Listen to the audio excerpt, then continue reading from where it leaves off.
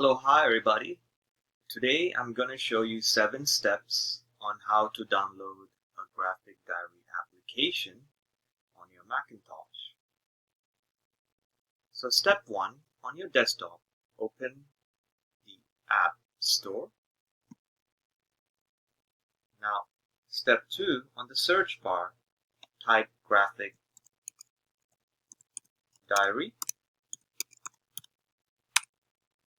Step 3, choose the graphic diary which is not priced. There you go.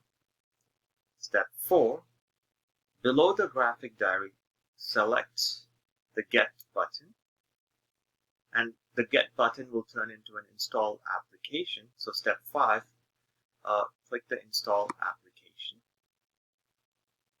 It requires you to enter your password, the Apple ID password. So step 6, enter the password.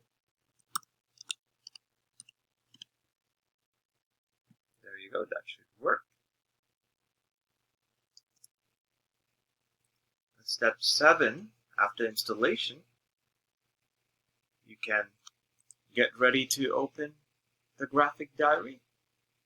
There you go. So you're all set with the graphic diary application, and now you're ready to explore. Thank you very much.